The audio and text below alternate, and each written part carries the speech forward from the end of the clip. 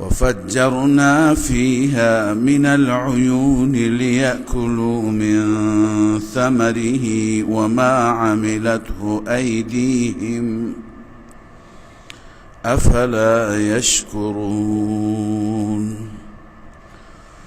سبحان الذي خلق الأزواج كلها مما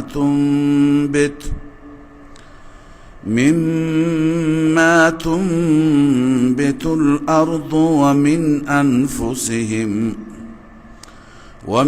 أنفسهم ومما لا يعلمون وآية لهم الليل نسلخ منه النهار فإذا هم مظلمون صدق الله العظيم. اللهم صل على سيدنا والشفيع محمد وعلى آله وصحبه أجمعين. سبحانك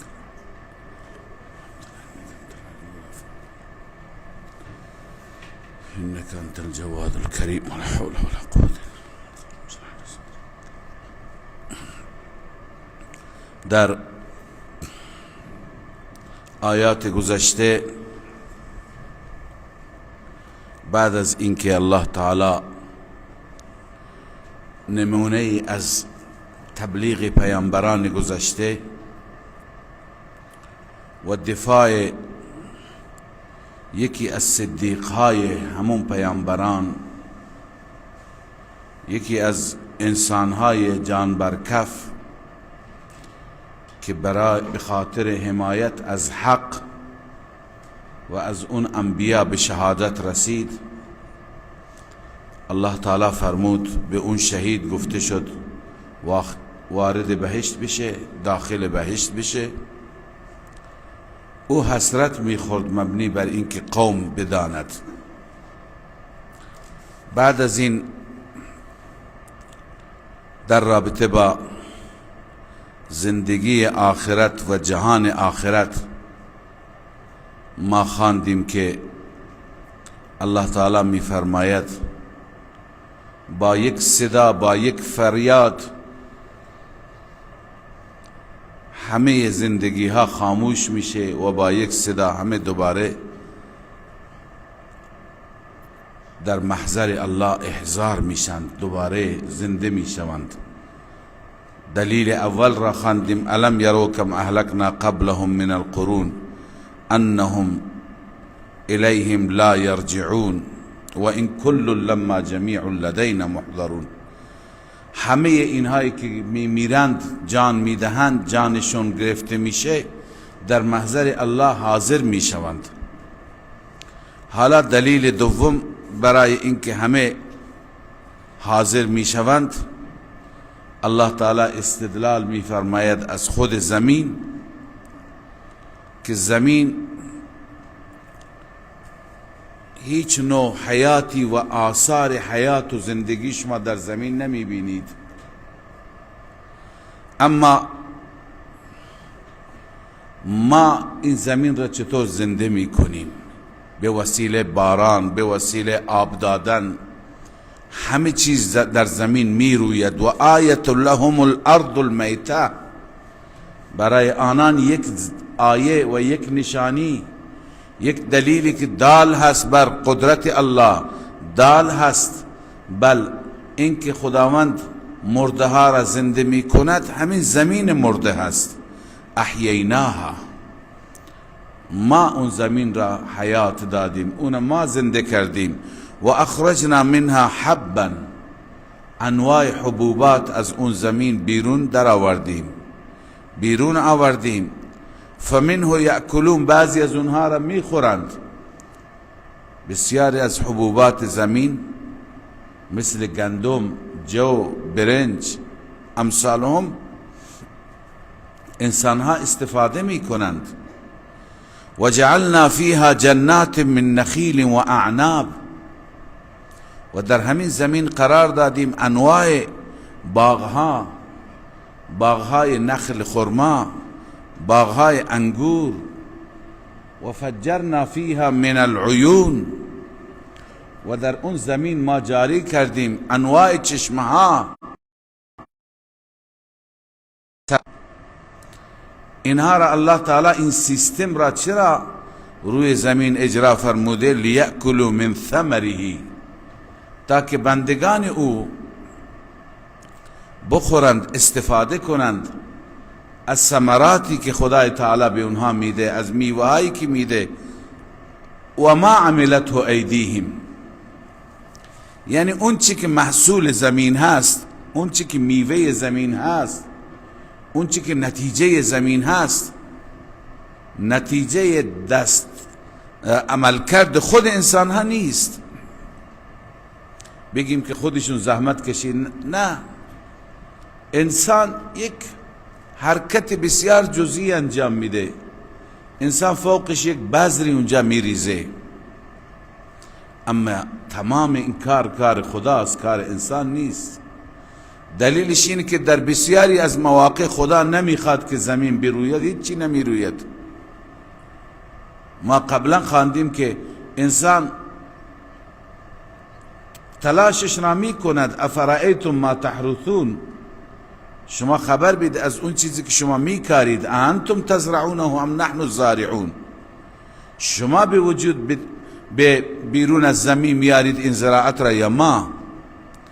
اگر گاهی الله میفرماید گاهی ما به زمین دستور میدیم که هیچی نروید، شما چقدر بذر میکارید، چقدر زحمت میکشید، هیچ حاصلی نمیاد. بعدا فظلتم تفکهون انا لمغرمون بل نحن محرومون. اون وقت شما خواهید گفت و گاهی میشه که میگویید ما زیر بار رفتیم، ما تاواندار شدیم، ما محروم شدیم. پس خداست که زمین را احیا میکند، خداست که هر چیزی را در زمین میرویاند، کار انسان نیست. و ما عملته ایدیهم، دستهای خود اونها عمل نکرده اینجا. یعنی این فکر نکنید که زمین اگر حیات دارد، زمین اگر سرسبز هست به دلیل عملکرد خود انسان، نه. افلا یشکرون، چرا شاکر نیستند؟ چرا شکرگزار نیستند؟ چرا تشکر نمی کنند از الله عزوجل؟ شکر پروردگار چیه؟ همین که خدا را اطاعت کنه، انسان معصیت نکنه. لذا همه این قدرت و آثار قدرت برمیگردد به ذات قدیر، به رب العالمین. سبحان الذي خلق الازواج كلها، پاک هست آن ذاتی که تمام انواع را خلق کرد. خلق الازواج، ببین مراد از انواع یا مراد از ازواج فقط نر و ماده نیست، این یک نمونهش هست. ازواج منظور تمام چیزهایی که در دنیا هستند متنوعند. این تمام متنوعات را الله تعالی آفرید. مثلا سردی را خدا درست کرد، در مقابلش گرمی هست. تاریکی اگر هست در مقابلش نور هست. سفیدی هست، سیاهی هست. شیرینی هست، تلخی هست. اگر مذکر هست، مؤنث هست. همه اینها در هر چیزی الله تعالی تنوع آفریده. و اگر ازواج به معنای جفت بگیریم، نر و ماده بگیریم، همه. مثلا آسمان و زمین، خب اینها یک نمونه از ازواج هست، انواع هست. آسمان آب میده، زمین سبزی و انواع درختان را میرویاند، انواع علفها را میرویاند. پس همه اینها ازواج هستند، انواع. حتی درختها مردم، کسانی که کشاورز هستند، کسانی که باغدار هستند، کسانی که وارد و بلد هستند، اونها میدونن که اینها هم نر و ماده دارند. بعضی درختها را میبینیم که نخل خرما هست، هیچ خرمایی از او حاصل نمیشه، میگه این نخل نر هست. و اونی که میوه میده اونو میگه مادهش هست. همه چیز الله عزوجل در همه این تنوعات را قرار داده. کلها مما تنبت الارض، از اون چی که زمین می رویاند، و من انفسهم، اون چیزی که در وجود خود انسان هست. خود انسان ها را ببین، هم تنوع هست، علاوه از این که مذکر و مؤنث هست، سیاه و سفید هست، مسلمان و کافر هست.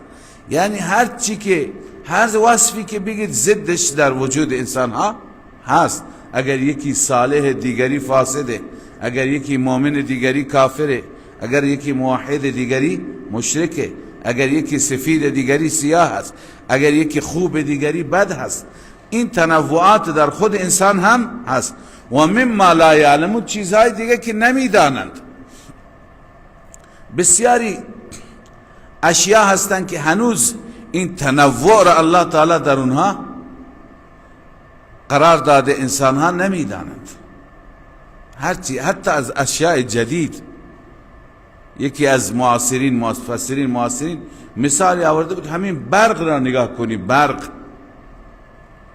همین سیم برق، اینم مثبت و منفی داره، اینم انواع داره. یکی یک سیم برق داره، یکی دیگه نداره. لذا چیزهای دیگه الله عزوجل هر چیزی را که حتی چیزهای جدید که خلق میکنه برای بندگانش، برای منافع بندگان اونها را ابتکار میکنند، در اینها هم تنوع هست. و یکی از اون تنوعات، انواع، دوتاشون چیه؟ شب و روز است. هر یکی برای خودش منافع خودش را دارد. الله تعالی به عنوان نمونه از اون ازواج ذکر می کند. و آیت لهم اللیل، یکی از نشانات قدرت پروردگار، نشانات آسمانی شب هست که نسلخ منه النهار، از درون شب در میاریم روز را. یعنی چه؟ سلخ میدونید پوست کندن را میگن، پوست زدن حیوان را میگن. گویا روز یه پرده‌ای دارد، یک پوستی هست بر تمام شب افتاده قرار گرفته. بعد این پوست را در میارن، این چادر را بر میدارند، یعنی روز برداشته میشه.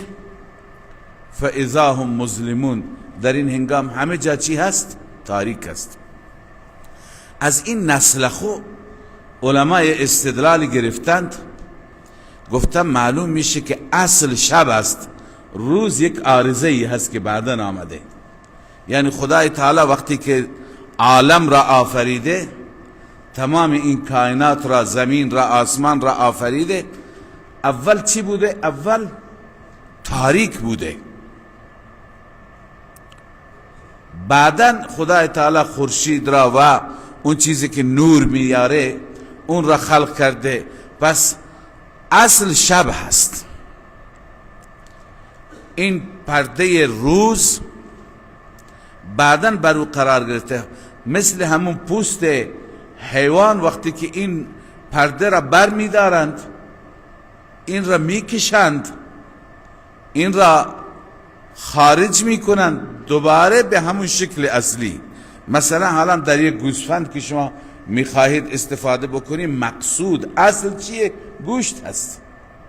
به همین خاطر شما برای اینکه به اصل برسید، این پوست را چکار میکنید؟ میکشید، در میارید. این را که میکشید بعدا به اون اصل میرسید، به مقصد میرسید. لذا خدای عزوجل این عالم را وقتی که آفرید هیچ نوع روشنی نبوده.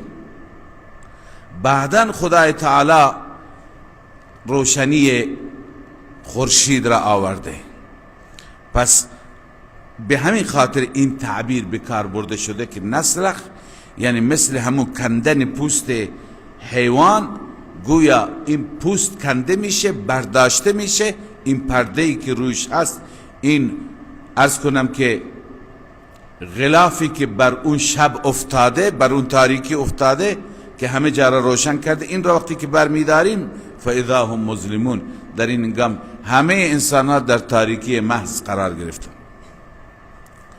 و الشمس تجری لمستقر لها، خورشید را الله میفرماید تجری، جاری هست، لمستقر لها، برای یک مستقری که برایش هست، یک پایانی دارد که آخر اونجا قرار میگیرد. پایان خورشید کجا هست؟ دو تا قول داریم. یکی اینه که خورشید هر روز در ایام سال از یک جای طلوع می کند، یک جای غروب می کند. می خوانیم در اول سوره صافات انشاءالله. لذا اولین روز اول میشه، دومین روز میشه، سومین روز میره تا 365 روز. آخرش اونه که سال تمام میشه، دوباره از اول شروع میکنه. پس لمستقر لها منظورش اینه که لحد لها موقت مقدر، خدا برایش یک حد موقت و مقدری تعیین کرده که تنتهی الیها من فلکها الى آخر السنه. از اون اول که شروع میشه تا پایان سال اونجا پایان مییابد. پس مستقر خورشید آخرین روز سال هست، دوباره از اول شروع میشه. این منافعش برای ما انسان ها اینه که ما روز را، هفته را، ماه را، سال را، همین را به وسیله همین تشخیص میدیم. پس یک معنایش این هست. یک معنای دیگرش اینه که مستقر خورشید یعنی آخرین جا، آخرین ایستگاه، اون جایی هست که دنیا به پایان میرسه. بعضی مفسرین همین گفتن که لانتهای امرها عند انقضاء الدنیا. مستقر خورشید چیه؟ وقتی که دنیا به پایان میرسد. پس تا روزی که دنیا به پایان میرسه خورشید کارش را انجام میده. چه قدرت بزرگی در این هست. شما ببینید چند ساله که کار را شروع کرده. همیشه این نکته را عرض میکنم، بهش فکر بکنید. 5000 سال، 10,000 سال از کی این کارش را شروع کرده و خدا میدونه تا کی ادامه بیابد. هر روز به صورت منظم هر روز طلوع میکند در همون ثانیه خاصش که برایش تعیین شده. یک ثانیه نه جلوتر نه عقبتر، نه طلوعش نه غروبش، بسیار منظم، بسیار حساب شده. این خود به خود میشه، این به صورت طبیعی میشه تا زمانی که ذات قادر و مقتدر پشت سرش نباشه. و همونطور که قبلا عرض کردم یک روزی حتی این خسته نشد، یک روزی تعطیل نکرد، یک روز حتی به اصطلاح دستگاه های امروز دنیا خراب نشد، نیاز به تعمیر پیدا نکرد. در دنیا هر چیزی که به این شکل به صورت اتوماتیک و خودکار کار می کند، چه این کارخانه ها هستند چه این ماشینالات دیگه هستند، بالاخره یک مقدار کار میکنه فرسوده میشه، نیاز به تعمیر میشه، دوباره تعمیر میشه، دوباره کار میکنه، آخر بالاخره به درد نمیخوره، بندازی که دیگه بیار. اما خورشید نه، یک روزی از این مسائل براش از بدو تولدش تا آخرین روزی که در دنیا انجام وظیفه میکنه، یک روز در اون وظیفه خودش کوتاهی نمیکنه. لذا به این نتیجه میرسیم که قادر مطلق پشت صحنه هست. او هست که این نظام را اداره کرده. این نظام را میبینیم، منافعش را در قرآن هم خواندیم، خود ما هم مشاهده میکنیم چه منافعی برای ما انسان ها داره، چه نوری، چه حرارتی، چه انرژی، چه فوائدی برای ما، جسم و جان ما، برای حیوانات، برای درختان، برای زمین، برای زراعت، برای تمام چیزها. لذا الله این نعمت بزرگی هست، انسان ها بهش فکر نمی کنند. و بعد بعضی ها ایراد گرفتن میگن که والشمس تجری لمستقر لها. چرا قرآن گفته تجری؟ خورشید جاری است، خورشید که حرکت نداره، خورشید ثابته. این زمین هست و کره زمین است که دور و بر خورشید در حال حرکته. بسیاری که واقعا فکرشون و علمشون ما معتقدیم که قاصر هست و کوتاه هست، این نوع اعتراضات را گاهی میگیرن. این اعتراضات علمیه. میخوام بگن که این اگر کتاب خدا بود از نظر علمی بروز بود، نه اینکه چیزی میگه که چند وقت پیش بشر گفته.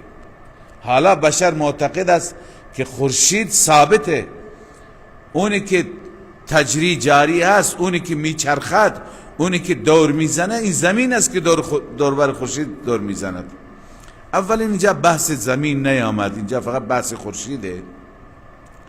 دوما خدای عزوجل میفرماید تجری جاری هست. خدای تعالی بر اساس اون نکات پیچیده علمی سخن نمیگوید. اون وقت قرآن میشه مخصوص همون کسانی که علماء پیچیده هستند، علماء هیئت هستند، ستاره شناس هستند، علماء فلکیات هستند. خدای تعالی جمله را میفرماید که هر کسی میبیند. حالا هر کسی از من و شما اصل سیستم به هر صورتی هست، به ظاهر که میبینیم خورشید را میبینیم که داره راه میره. صبح دیدم اونجا بود، ظهر میبینم اینجا بالای سرم آمده، چند ساعت بعد میبینم این طرف داره غروب میکنه. بالاخره به دید ظاهر همه میبینن که خورشید داره راه میره. خدای تعالی اون چه که ظاهر است بیان میفرماید، اون چه که اصل چیه بالاخره از اون سخن نگفته. یک کتاب پیچیده علمی نیست که مخصوص یک قشر خاصی بشه. این جواب اول از جواب عامیانه تر و جواب ساده ترش هست. اما اینهایی که میگویند خورشید حرکت ندارد، اینها چند وقت پیش میگفته، امروز دوباره دانشمندان به این نتیجه رسیدن چرا خورشید بالاخره درست زمین دور خورشید میچرخد، بقیه سیاره ها هم دور خورشید، اما خورشید هم یک حرکتی دارد.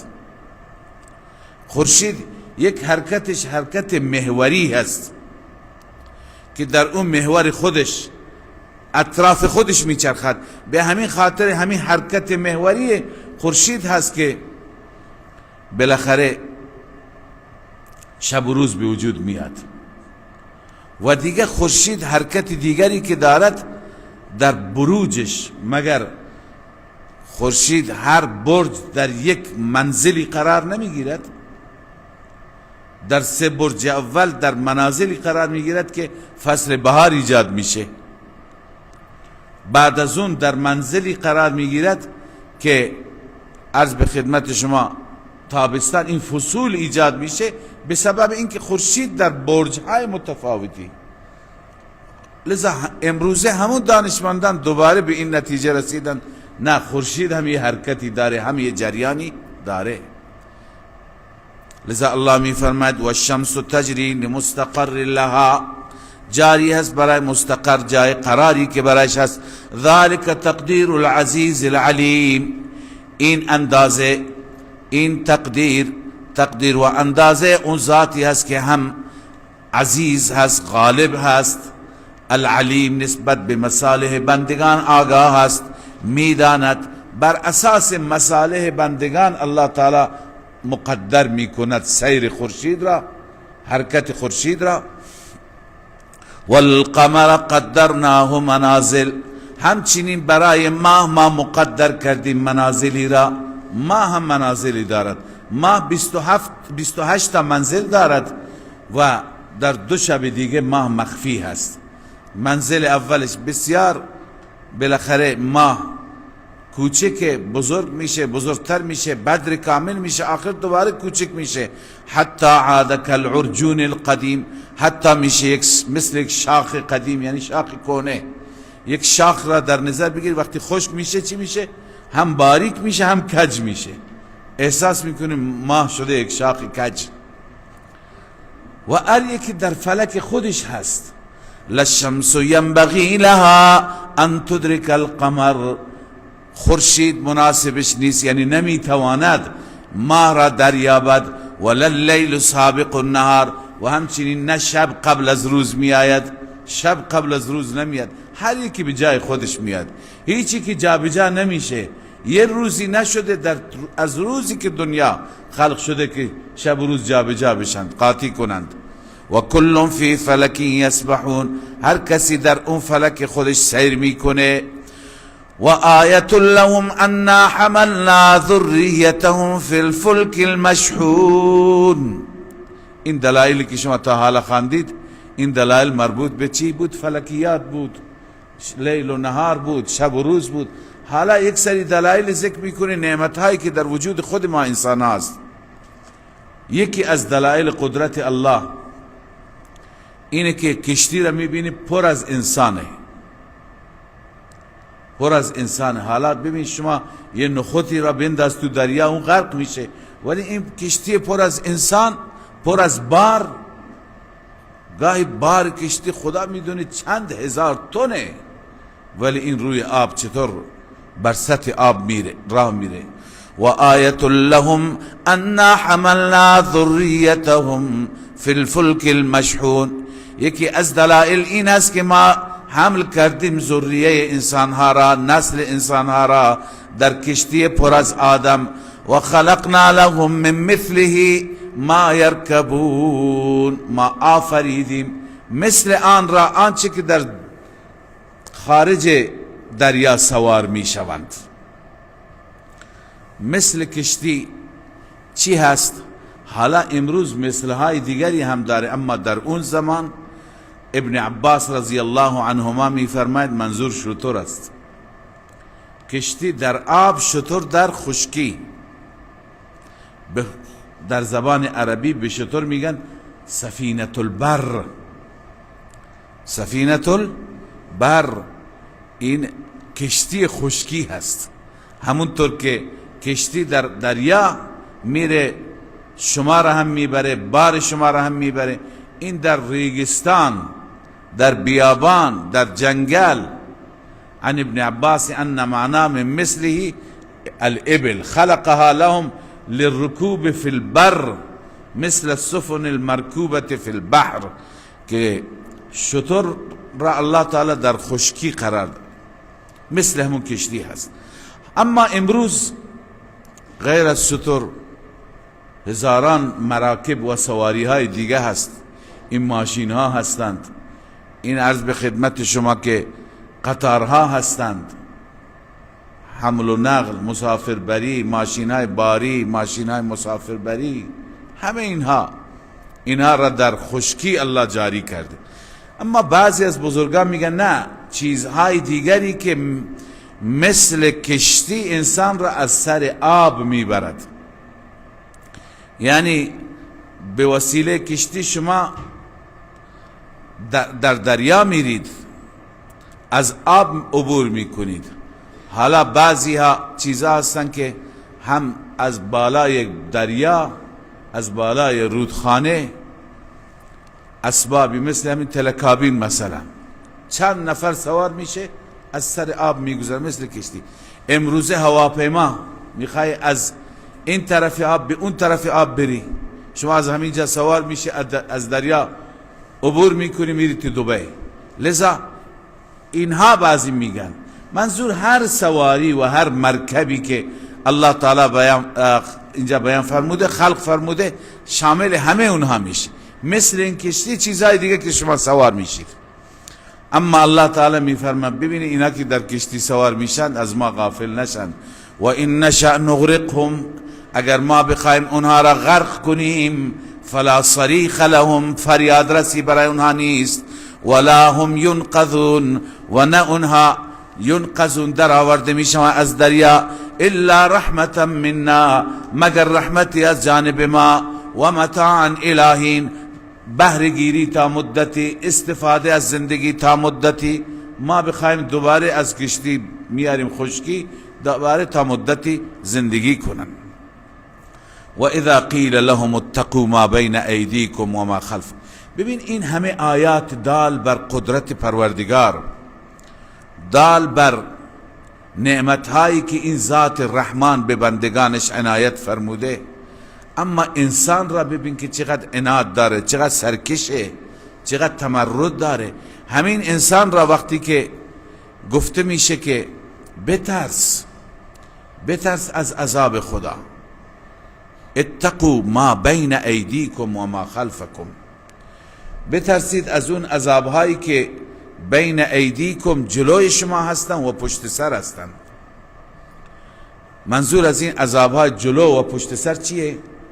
بسیاری از علما من جمله شیخ رحمه الله معتقد است ما بین ایدیکم عذابهایی که جلوی ما هستند یعنی گذشتن، ما دیدیم یا شنیدیم، مثل غرق، مثل قتل، مثل خسف، مثل مسخ. این عذابهایی که برای اقوام گذشته آمده ما شنیدیم. خدا غرق کرد فرعون را و فرعونیان را، غرق کرد قوم نوح را، خسف کرد در زمین قارون را، مسخ کرد یهود و نصارا را به قرده و خنازیر. لذا انواع این عذابهایی که در دنیا بودن به صورت زلزله، به صورت صیحه، به صورت صاعقه، برای اقوام متفاوت. و ما خلفکم، اون که پشت سر در آینده منظور قیامت است. پس ما بین ایدیکم عذاب اقوام گذشته و ما خلفکم عذاب اخروی. الله تعالی میفرما وقتی که اینها را از انواع عذابها بیم میده، میترسانیم، لعلکم ترحمون، تا که شما مورد ترحم پروردگار واقع بشید. پس بترسید، راه تقوا را اختیار کنید. چه عکس العملی نشان میدهند؟ و ما تأتیهم من آیت من آیات ربهم، پیش آنها نمی آید هیچ آیه و هیچ نشانی از نشانات رب، الا كانوا عنها معرضین، مگر اینها از اون اعراض کننده هستند. و اذا قیل لهم انفقوا مما رزقكم الله، هرگاه به این انسان ها گفته میشه خرج کنید از اون مالی که خدا به شما رزق داده، چه مسخره میکنند. قال الذين كفروا، میگویند کسانی که کفر کردند، للذین آمنوا، نسبت به مؤمنین میگویند، چه میگه؟ انطعم من لو یشاء الله اطعمه، آیا ما غذا بدیم، ما خوراک بدیم، ما بخورانیم اونهایی را که اگر خدا میخواست خودش به اونها طعام میداد، خودش غذا و خوراک میداد. الان در رابطه با این آیه گفته یک مکالمه بین سیدنا ابوبکر صدیق و ابو جهل بود. ابوبکر گفت به این فقرا کمک کنید، ابو جهل گفت چرا اینها را ما بدیم؟ مگه خدا نمیتونه خودش به اینها بده؟ ابوبکر گفت چرا، خدا میتونه. گفت پس چرا نداده؟ گفت به دلیل اینکه خدای عزوجل یک عده‌ای را داده، یک عده‌ای را نداده، تا هر دو گروه را مورد امتحان قرار بده. اونی که نداره هم در امتحان که صبر بکنه، اینی که داره هم باید در امتحان، هم باید خودش استفاده بکنه، هم باید به او رسیدگی بکنه. اون خدا نداده که بالاخره این را امتحان بکنه. و منافع دیگری که شما میدونید، فواید دیگری، همه انسان ها را اگه خدا یکسان میداد، اون وقت در زمین مشکلات درست میشد. هیچ کسی کار نمیکرد، هیچ کسی خدمات انجام نمیداد، هیچ کسی مشکلات دیگران را برطرف نمیکرد. حالا خدای تعالی طوری قرار داده نظام را که هر یکی میتونه برای دیگری کار بکنه. فقیر نیاز به پول داره، مجبور بره کار بکنه برای اون دارا. اونی که داره برایش ساخت و ساز بکنه، ساختمان بسازه، برایش کشاورزی کنه، دامداری کنه، کارخانهش را راه بندازه تا بالاخره به حقوقی، به پولی برسه. او هم محتاج این هست، اون دارا هم محتاج فقیر است، محتاج کارش هست، محتاج خدماتش هست. اگر این پولدار بود کی برای او کار میکرد؟ کی این کارهای خدماتی را در شهرها انجام میداد؟ لذا هزاران فواید دیگه هم داره. ولی اینجا ابو جهل گفت نه، ما کمک نمی کنیم. وقتی کم آورد گفت ما کمک نمی کنیم، اینا را اگر خدا میخواست خودش میداد، خدا که نداده ما چرا بدیم؟ الله می فرماید و اذا قیل لهم انفقوا مما رزقكم الله، هرگاه به آنها گفته میشه خرج کنید از آن مالی که خدا به شما رزق داده، خدا به شما روزی داده. قال الذين كفروا، میگویند کفار، یعنی اونهایی که الله بهشان مال داده، اونها به صورت تمسخر میگویند، به صورت استهزاء میگویند. چی میگند؟ میگن انطعم من لو یشاء الله اطعما، میگویند به مؤمنان انطعم، آیا ما غذا بدیم، ما طعام بدیم، من اون کسی را که لو یشاء الله اطعما، اگر خدا میخواست خدا خودش به او طعام میداد. ان انتم الا فی ضلال مبین، نیستید مگر شما در گمراهی آشکار. ای کسانی که اینطور میگویید خدا شما را گرفتار میکنه، به عذاب گرفتار میکنه. اینقدر جری بودند ایمان وقتی که نیست، باور نیست، به مسخره میگفتند خب همین وعده عذاب کی میاد، ما منتظرش هستیم. و یقولون متى هذا الوعد ان کنتم صادقین، آنها میگویند این وعده کی هست، چه زمانی هست اگر شما صادقید، اگر راست میگویید. الله تعالی میفرماید این وقتی که بیاید این وعده عذاب، یک فریاد است از طرف اسرافیل. ما ینظرون الا صیحة واحده، یعنی اینها منتظر چیزی نیستن مگر منتظر یک فریاد هستند، یک جیغ کشیدن هستند که تأخذهم، اینها را میگیرد، و هم یخصمون.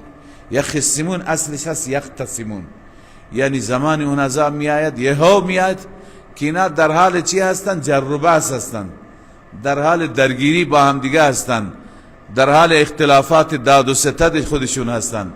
او میگه این جنس را باید به من بده، او میگه نه مال من هست. هی با هم دارن بحث میکنن، غافل از این که یهو عذاب خدا میآید. وقتی که یهو بیاید، چه عذاب بیاد چه مرگ بیاید، فلا یستطیعون توصیه، یعنی اینقدر بهشون فرصت نمیده که حتی یه وصیتی بکنند. ولا الی اهلهم یرجعون، یا پیش اهل و عیالشون برگردند. خلاصه مرگ میاد، ناگهان میاد، یهو میاد، اونها را میگیره، جانشون را میگیره. خب انسان میمیره تمام میشه؟ تمام نه، این اولیش هست. دومین سور، دومین عرض کنم که بوقی که اسرافیل میدمد و میزند. و نفخ فی الصور، سور دمیده میشه. فاذا هم من الاجداث الى ربهم ینسلون، در این هنگام همه مخلوقات، همه انسان ها را میبینید، من الاجداث از قبرها، از قبورشان، الى ربهم ینسلون، به سوی ربشان میدوند، تون تون، دوان گریزان. رب مگه کجاست؟ منظور الى ربهم یعنی الى موقف الحساب، اون جایی که خدا تعیین کرده، به موقف حساب، به میدان حساب تون تون می روند و می بینند که ما از این قبر بیدار شدیم، چون وحشت اونجا رو می بینند، می زنند سر و کلهشون. قالوا یا ویلنا، ای وای بر ما، من بعثنا من مرقدنا هذا، که ما را بیدار کرد از این آرامگاه. قبر را مرقد و آرامگاه ذکر می کنند، در حالی که در قبر هم ما معتقدی مشکلاتی بوده، ولی وحشت قیامت به قدری هست. قبلا خواندیم اول تاریکی، وحشت به قدری هست که اون شکنجه ها و سختی های قبر را جای آرام و جای راحت می داند. من بعثنا من مرقدنا هذا، من مرقدنا هذا ما وعد الرحمن، به اون گفته میشه که ای بیچاره این همون روزی هست که رحمان وعده کرد. در دنیا گفت روز قیامت همینه، آمد و صدق المرسلون، فرستاده شدگان پروردگار راست میگفتند، انبیاء الهی صادق بودند، درست میگفتند. لذا الله میفرماید همین نفخه دوم که دمیده میشه، نفخه سومی نیست، این حکایت از همون نفخه اول که قبلا حکایتش آمد. این نفخه دوم که دمیده میشه، زده میشه، همه در محضر ما حاضر میشوند. ان كانت الا صیحة واحده، نیست این مگر یک صیحه، یک فریاد. بعد از اون فریاد اسرافیل فاذا هم جمیع لدینا محضرون، در این هنگام همه و همه در محضر ما احضار کرده می شوند. فالیوم لا تظلم نفس شیئا، امروز هیچ نفسی بر او هیچ ظلمی نمیشه. ولا تجزون الا ما کنتم تعملون، و ای انسان ها شما پاداش داده نمیشوید، جزا داده نمیشوید، الا ما کنتم تعملون، مگر آنچه که شما در دنیا عمل می کردید، بر اساس اون عمل خودتون امروز به شما جزا میدن. ان اصحاب الجنه، این تفصیل جزاست. اون جزای قیامت به چه صورته؟ اون پاداش به چه صورته؟ دو صورت داره، یکی برای نیکان، یکی برای بدان. ان اصحاب الجنه، همانا اصحاب بهشت، اهل بهشت. اصحاب الجنة اليوم، اهل بهشت امروز فی شغل فاکهون، در مشغولیت های خودشون خوشحالند. فاکهون یعنی خوشگذرانی، خوشحالی، شادابی، خوشحال هستند، با خودشون مشغولند. هم و ازواجهم، آنها و همسرانشان، فی ظلال، در زیر سایه های، علی الارائک متکئون، بر تخت های تکیه دادند، تکیه داده با هم صحبت میکنند، با هم شادند. لهم فیها فاکهة و لهم ما یدعون، برای آنها در اون بهشت انواع نعمت هاست. و لهم ما یدعون، برای آنهاست آنچه که بخواهند، آنچه که بطلبند، هر چی که تقاضا بکنن برایشون فراهم میشه. سلامون، سلامون یعنی به آنها سلام گفته میشه. سلام به چه معنا؟ یعنی ای بهشتی ها، اینجا از هر خطر در سلامتید، نه از اینجا شما را بیرون میکنن، نه اینجا برایتون مریضی و رنج هست، نه برای شما موت و فنا هست، اینجا همیشه در عیش و نوش. سلام قولا من رب الرحیم، این قول و این سخنی هست، یعنی این سلام از جانب رب مهربان، سلام از جانب رب مهربان بهشون گفته میشه. اما این یک گروه که پاداش نیک میگیرن، یک گروه دیگه هست، اونا کی هستن؟ مجرمان. الله میفرماید وامتازوا اليوم ایها المجرمون، ای مجرمان شما صفتون را جدا کنید، شما جدا بیستید، اون طرف بری بیستید. چرا؟ چیکار که منظور از مجرمان تمام کسانی که جرائم بزرگ انجام دادن، مثل شرک، کفر، نفاق، هر جرم بزرگی که باشه. الم اعهد الیکم یا بنی آدم، ای بنی آدم آیا ما از شما عهد نگرفته بودیم، از شما پیمان نگرفته بودیم؟ الا تعبدوا الشیطان، اینکه شیطان را شما عبادت نکنید. ببین کی شیطان را عبادت میکنه؟ شیطان پرستان امروز هستن، خیلی کمند. در گذشته مردم همه از شیطان تنفر داشتن، کسی شیطان را عبادت نمی کند. معنیش اینه که وقتی که راه و رسم شیطان را انسان بگیرد، به حرف شیطان عمل کند، او داره شیطان را عبادت میکنه. شیاطین انسانها را گمراه کردن در طول تاریخ. به یه عده گفتن بیای فرشتگان را عبادت کنید، در حالی که شما خواندید در آیه 2-3 روز پیش که خداوند از فرشتگان میپرسه شما گفتی بوده ما را عبادت کنید؟ میگه یا الله شما میدانید که ما نگفتیم، بل کانوا یعبدون الجن، اینا جن همون شیطان سرکشه، جنات را عبادت میکردن اونا به جای ما. یا مردم میرن درختی را عبادت میکنن، اون درخت چه خبر دارد؟ اونجا شیطان هست و گاهی برای با مردم صحبت میکنه، میگه کار خوبی کردی، اینجا خونی بیار بریز. خواندیم گاهی در همین آستانه ها با مجاوران سخن میگویند. لذا راهی که شیطان نشان داده اون راه را می بردن. به این خاطر این عبادت شیطان است. الم اعهد الیکم یا بنی آدم الا تعبدوا الشیطان، آیا ای اولاد آدم با شما عهد نکرده بودین که شیطان را عبادت نکنید؟ انه لکم عدو مبین، همانا اون شیطان دشمن آشکار و دشمن واضح شماست. و ان اعبدونی، و اینکه فقط من الله را عبادت کنید. هذا صراط مستقیم. صراط مستقیم هم همینه. قبلا بارهاش خدمت شما عرض کردم که اینکه ما از خدا میخوایم اهدنا الصراط المستقیم، صراط مستقیم چیه؟ اینه که فقط خدا را عبادت کنیم، در عبادت خدا غیر خدا را شریک نسازیم، نه پیر، نه پیغمبر، نه امام، نه ولی، نه کسی دیگه. سجده فقط برای خدا، طواف فقط برای خدا، دعا و نیایش فقط از خدا بخواهیم. ایاک نعبد و ایاک نستعین معنیش چیه؟ خدایا فقط تو را عبادت میکنیم و فقط از تو کمک میخواهیم. پس اگر کسی دیگر را سجده کردیم او را عبادت کردیم، از کسی دیگر کمک خواستیم او را عبادت کردیم.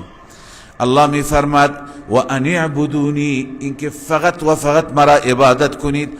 هذا صراط مستقیم، این صراط مستقیم است، این راه راست است. ولقد اضل منکم جبلا کثیرا، این شیطانی که شما از او حرف شنوی دارید این خیلی انسانها را قبل از شما هم گمراه کرده. ولقد اضل منکم جبلا کثیرا ای خلقا کثیرا، انسانها و مخلوقات بسیار زیادی را شیطان گمراه کرد. افلم تکونوا تعقلون، ای شما عقل نداشتید؟ لذا اونجا خدای تعالی مجرمین را میگه ای مجرمین صفتون را جدا کنید، چرا شما شیطان را پرستش کردید؟ ملامتشون میکنه. بعدا میفرماد هذه جهنم التي کنتم توعدون، این هست اون جهنمی که شما وعده این جهنم داده میشدید از سوی پروردگار در کتابهای آسمانی به وسیله انبیا و مبلغان دینی. اصلوها اليوم، امروز وارد این جهنم بشید. بما کنتم تکفرون، بسبب کفر، بسبب انکار، بسبب شرک. اليوم نختم على افواههم. سبحان الله. خداوند می فرماید اون روز ما بر دهانشون مهر میزنیم. اليوم نختم على افواههم، بر دهانشون مهر میزنیم، یعنی دهانشون را میبندیم، نمیذاریم خودشون صحبت کنند، بقیه اعضا با ما صحبت میکنند. و تکلمنا ایدیهم و تشهد ارجلهم، با ما کلام میکند دستهایشون و گواهی میده بر علیشان پاهایشان. بما کانوا یکسبون، آنچه که کسب کردند. حالا ببینید شما یه وقتی آیات دیگه خواندید فکر نکنید که این آیه با اون آیات تعارض داره، چون در آیات دیگه است که مشرکین خودشون صحبت میکنند، حتی انکار میکنند شرک خودشون را. شما قبلا خواندید نه؟ انکار میکنند که خدایا ما در دنیا کسی را غیر از شما عبادت نکردیم. اول انکار میکنند والله ربنا ما كنا مشرکین، خدایا قسم به ذات تو ما شرک نکردیم. اما بعدا چاره‌ای ندارن، اقرار میکنن. خب اون در ابتداست. انسان در اون دادگاه عدل الهی یک بار بالاخره سوال نمیشه، یک بار بازخواست نمیشه. همونطور که در دادگاه های دنیا مراحل مختلفی متهم را چند بار میارند، گاهی یک متهم ضد و نقیض میگه، یه روز قبول میکنه، یه روز انکار میکنه، یه روز یک چیز میگه، یک روز چیز دیگه. اونجا هم همینطور. بالاخره یه روز قسم میخوره که خدای من شرک نکردم، یه روز دیگه میگه که اونایی که بالاخره قالوا ضلوا عنا بل لم نكن ندعو من قبل شيئا، گم شدن، ناپدید شدن، نه ما اصلا کسی را عبادت نکردیم. هر بار یک چیز میگه. بالاخره آخر برای اینکه حقایق روشن بشه خداوند زیب بر دهانشون میکشه. حالا اعضا میگه شما صحبت کنید، دست میگه ما چیکار کردیم، پا میگه ما کجا رفتیم، تمام اعضا به سخن میآیند.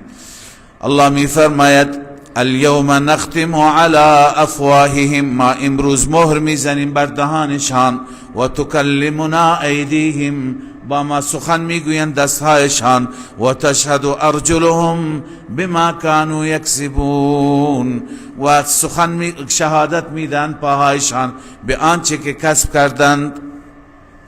الله تعالی میفرماید این در آخرت است، ولی ما در همین دنیا میتونیم هر عذابی بیاریم، در همین دنیا میتونیم چشم و دیدش را ازشون بگیریم، در همین دنیا میتوانیم اونها را مسخ بکنیم، تبدیل به حیوان بکنیم. لذا خدا این کار را نمیکنه، مهلت میده به بندگانش. ولو نشاء لطمسنا علی اعینهم، اگر ما بخواهیم محو میکنیم چشمایشون را، تخته میکنیم اصلا محل چشم را. فاستبقوا الصراط، اونها میخواند به طرف راه بدوند، تند برند، اما فانا یبصرون، کجا را میبینند؟ دید ازشون گرفته شد. ولو نشاء لمسخناهم، اگر ما بخوایم اونها را مسخ میکنیم، علی مکانتهم، به همون جای خودشون، فی منازلهم، تفسیر خازن گفته هر جا که نشستن، که فما استطاعوا مضیا، نتوانند راه بروند، ولا یرجعون، نتوانند برگردند. یعنی هر مصیبت و آفتی که ما بخوایم در همین دنیا قادریم برای اونها بیاریم. چنانچه اقوام گذشته را شما خواندید خدا چه عذاب آورد، انواع خسف و مسخ و عرض کنم سنگباران و طوفان و اینها برایشون آمد. و من نعمره ننکسه فی الخلق. الله عزوجل در اینجا بیان می فرماید که هر کسی را ما عمر زیاد بدهیم بر میگردانیم اون را در پیدایش. چطور بر میگردانیم؟ اصل نکس میگوین سرنگون شدن را، برعکس شدن را بر میگردانیم، یعنی به همون حالت ضعف اولی بر میگردانیم. عنایت داشته باشید، توجه داشته باشید که انسان ابتداءً خیلی ضعیف است. الله خلقکم من ضعف، چنان ضعیف است که نمیتونه بشینه، چیزی به دستش میده میفته، حتی اون شیشه شیر را که به طفل میده نمیتونه نگه داره، میفته از دستش، اینقدر ضعیفه. تا کم کم خدا بهش قوت میده، مینشینه، راه میره، کار میکنه، هی قوی میشه، قوی تر میشه. ثم جعل من بعض ضعف قوه، بعد از این ضعف خدا بهش چی میده؟ قوت میده. ثم جعل من بعد قوت ضعفا و شیبه، مرحله سوم، آخر این قوت، این جوانی، این توانایی هم تمام میشه، دوباره به ضعف گذشته میاد. خیلی ها هستند به همون حالت طفلی برمیگردند. در طفلی انسان چطور بود؟ دندان نداشت، دندانش میفته، نمیتونست راه بره، بچه کی بود. حالا این کم کم که پیر میشه دیگه نمیتونه راه بره، نمیتونه چیزی بخوره، الان هم نمیتونه چیزی بخوره. هی انسان بر میگرده به اولش. این معنی هست ننکسه فی الخلق، یعنی بر میگردانیم اون را در پیدایش به همون حالت اول. پس ببینید این کیه که این مراحل مختلف را در انسان اول ضعیف بود، بعدا قوی شد، دوباره ضعیف شد؟ این رب است. افلا یعقلون، آیا انسان ها بازم از عقل خودشون بهره نمیگیرن، استفاده نمیکنن که خدای تعالی در خود یک انسان، من انسان، چه تحولاتی میاره؟ پس همه چیز به دست الله هست. حالا این آیه مناسبتش چیه؟ مناسبتش با گذشته. حالا شما میگید که قبلا بحث قیامت بود، بحث عذاب بود، حالا دوباره درباره خلق آمد. بعضی از مفسرین من جمله امام رازی در تفسیر کبیر میگوید اصلش خدای عزوجل یکی دیگر از اشکالاتی که کفار یا مسائلی که کفار در آخرت مطرح میکنند او را اینجا جواب میده. او این است که خیلی از کفار میگویند خدایا چرا به ما بیشتر عمر ندادی که در دنیا فکر میکردیم؟ کفار چی میگن وقتی که در عذاب خدا گرفتار هستند؟ میگوین خدایا چرا به ما فرصت بیشتری ندادی؟ به ما 50 سال عمر دادی، 60 سال دادی، 70 سال دادی، 200 سال میدادی، تجربه زیاد میشد، ما بالاخره به هدایت میرسیدیم، به ایمان میرسیدیم، به حق و حقانیت میرسیدیم. الله عزوجل میفرماید به اندازه‌ای که شما باید فکر میکردید و راه درست را تشخیص میدادید من به شما عمر دادم. بیشتر از این اگر عمر میدادم دیگه همه حواس را شما کم کم از دست میدادید، بعدا چی میتونستید بکنید؟ شرع فی عذر آخر، امام رازی میگه اینجا خداوند یک عذر دیگری را ذکر میکنه، و هو ان الکافر یقول، کافر در روز قیامت چی میگه؟ لم یکن لبسنا فی الدنیا الا یسیرا، ما در دنیا زیاد نماندیم، کم ماندیم. حتی میگه چند روز ماندیم؟ میگه نصف روز بودیم. ولو امرتنا لما وجدت منا تقصیرا، خدایا اگر ما را زیاد عمر میدادی هیچ گناهی هیچ تقصیری از ما نمیدیدی، حتما ما راه درست را میبردیم. فقال تعالی افلا تعقلون، خدا میفرمای آیا عقل نداری، خرد ندارید؟ که انکم کلما دخلتم فی السن، شما هر وقتی پا به سن میگذاشتید ضعفتم، ضعیف میشدید، دیگه هم عقلتون هم حافظتون هم قوتتون همه از کار افتاده بود. وقد امرناکم مقدار ما تمکنون من البحث والادراک، به اندازه که شما بتونید بررسی کنید، درک کنید، بفهمید، جستجو کنید، ما به شما عمر دادیم ولی شما از این عمر استفاده نکردید. و ما علمناه الشعر، اینجا پاسخ مشرکین داده میشه نسبت به رسول الله. اونا به رسول الله انواع اتهامات، یکی از اونها این بود که ایشون شاعره، این کلام زیبایی که میگه این شعر خود شاعر واردیه. الله میفرماید که ما به پیغمبر خودمون شعر آموزش ندادیم. همون که ولید ابن مغیره را گفتن بگیم که شاعر است، گفت آخه بی انصافا یه روزی دیدید که این شعری بگوید، شعری بسراید، بیاید در محفل شاعرها بشیند؟ خود چطور ما به مردم بگیم شاعره؟ الله می فرماید و ما علمناه الشعر و ما ینبغی له، ما به اون پیغمبر یاد ندادیم شعر، نیاموختیم شعر و همچنین لایقش نیست شعر. این هو الا ذکر و قرآن مبین، نیست این مگر ذکری هست، پندی هست از جانب الله و قرآن مبینی هست، قرآن آشکاری هست. لینذر من کان حیا، تا که به وسیله این قرآن بترساند اون انسانی را که زنده هست. یعنی حی کیه؟ مومن. قبلا گفتیم خدا مومن را تشبیه میده به زنده و کافر را تشبیه میده به مرده. و یحق القول علی الکافرین، و قول عذاب منظور بر کافرین اثبات بشه، وقتی که حرف پیغمبر را قبول نمی کنه دیگه عذاب برشون ثبت میشه.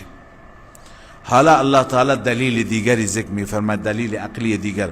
اولم یروا انا خلقنا لهم مما عملت ایدینا، این انسان ها نمی بینند که ما آفریدیم برای اونها مما عملت ایدینا، از اون مخلوقاتی که با دستهای خودمون اونها را آفریدیم. انعاما، برای این انسان ها چارپایانی آفریدیم، گاو، شتر، گوسفند. فهم لها مالکون، خدا داده ولی حالا انسان را میگن مالکش هست. این شترها مالکیه؟ مال زیده، اینا مال امره، انسان مالکش شده. و ذللناها لهم، این حیوانات را با این جثه بزرگ و با این قوت تابع انسان قرار دادیم. چنان تابع انسان است که هم سوارش میشه، هم از شیرش استفاده میکنه، هم از گوشتش، هم از پوستش، انواع.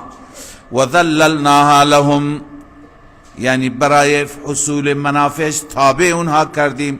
فمنها رکوبهم، از همین حیوانات و چار پایان سواری های اونها هستند. و منها یأکلون، از همینها هم میخورند. و لهم فیها منافع، برای اونها در این حیوانات منافع دیگری هست، خیلی منافع. از پوست این حیوانات چه چیزهای درست میشه؟ مشکیزه درست میشه، از به خدمت شما پوستین درست میشه، پالتو درست میشه، کفش درست میشه. امروز تمام چیزهای خوب و مرغوب همونهایی هستن که مال پوست حیوانات هستن. چرم اصلی همونی که مال چی باشه؟ حیوان باشه. خیلی ها قلابی را میارن به جایش جا میزنن. بهترین کفش اون کفشیه که چرم اصلی باشه، یعنی از همین پوست باشه. بهترین از به خدمت شما که پالتو یا بهترین کاپشن هم اونیه که چرم اصلی باشه، هر چیزش.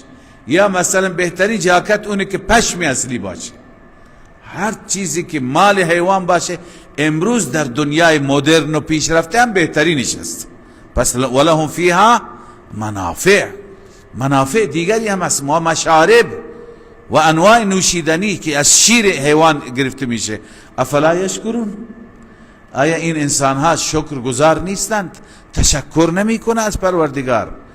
و تشکر به جای خود که متاسفانه شرک می کنند، به جای تشکر واتخذوا من دون الله آلهه، بغیر از الله دیگران را به عنوان معبود انتخاب کردند.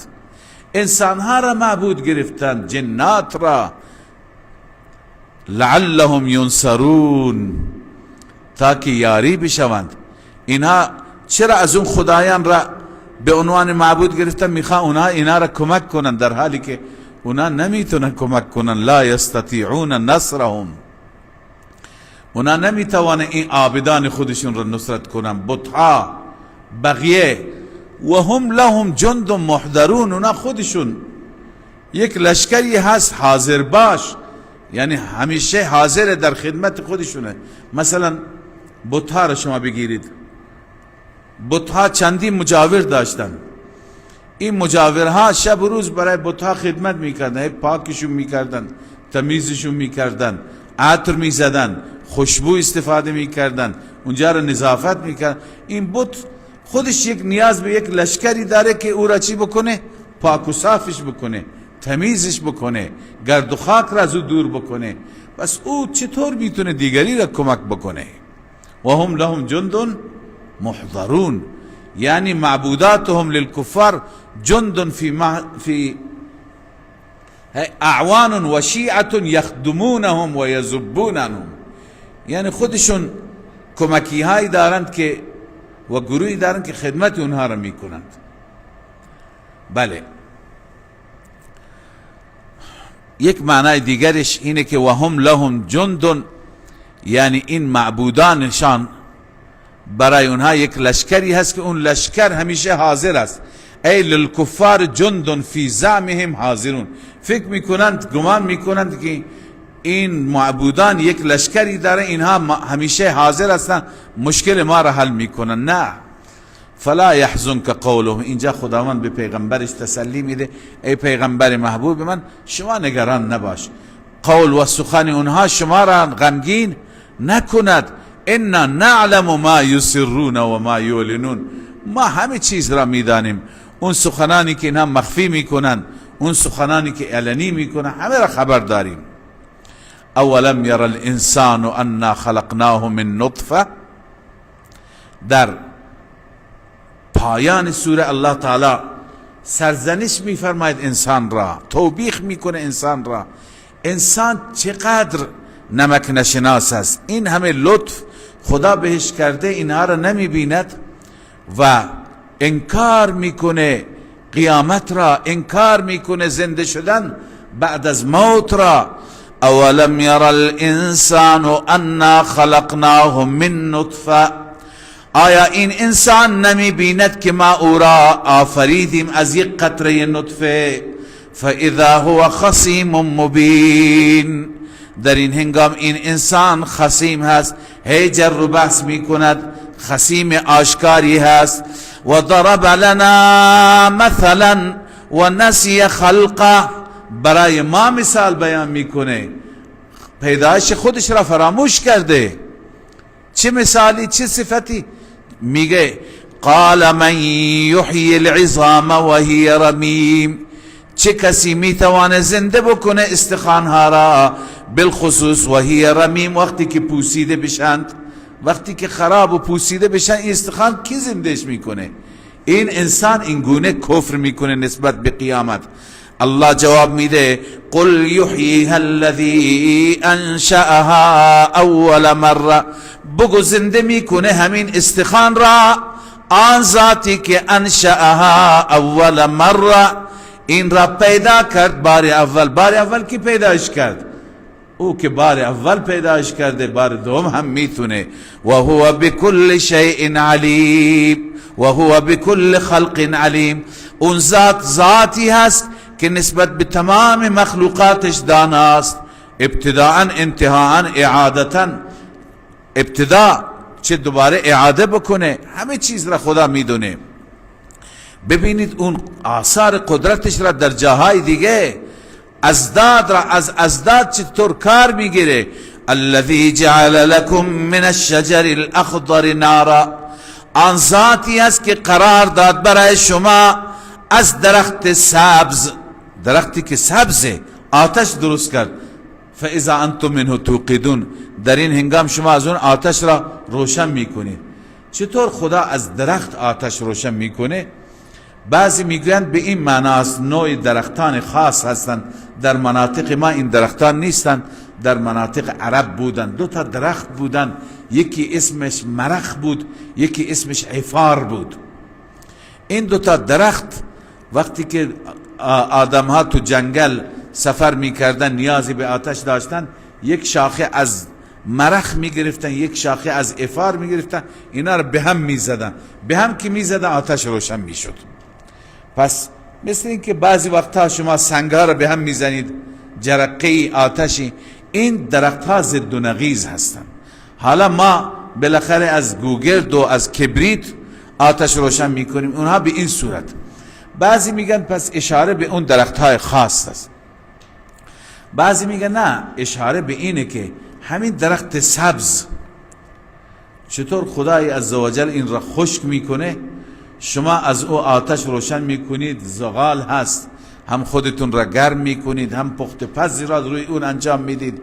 ببین درخت سبزی بود، اما چطور سبز هیچ وقت در نمیگیرد، آتش نمیگیرد، ولی چطور خدا خشکش کرد و وسیله آتش برای شما قرار داد.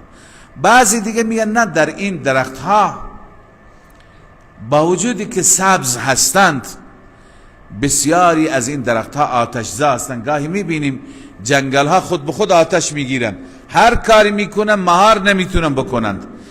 درخت های عجیب و آتش زای تو این جنگل ها هست، لذا اشاره به اونها هست. الله اعلم همه اینها میتونه مصداق باشه. فاذا انتم منه توقدون، در این هنگام شما از اون درخت آتش روشن میکنید. اولیس الذی خلق السماوات والارض بقادر، الله میفرماید آیا نیست آن ذاتی که آفرید آسمان ها و زمین را، اون قادر نیست علی ان یخلق مثلهم، بر اینکه دوباره مثل این انسان دوباره خلق بکند؟ خدا نمیتونه؟ بلا، چرا نمیتونه؟ و هو الخلاق العلیم، اون ذات خلاق هست، این مبالغه خالق هست، یعنی خیلی آفریننده هست. العلیم، هر چیز را داناست، میداند. و اون شأنش این گونه هست، اون مثل شما نقشه نمی کشد، مثل شما 10 سال طول نمی کشه یک چیز را بسازد، پروژه هایش با یک کن هست.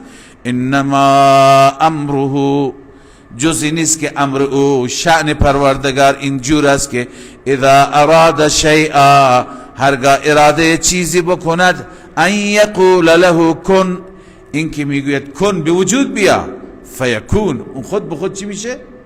به وجود میاد. پس خلاصه اینه که وقتی خدا اینقدر قدرت داره، خدا قادر و مقتدر مطلق است، پس شریک ندارد. فسبحان الذی بیده ملکوت کل شیء، پاک است از شریک، پاک است از همسر و همتا، پاک است از عیب، پاک است اون ذاتی که در دست او هست اختیارات هر چیز. بیده ملکوت کل شیء، اختیارات همه چیز به دست او هست.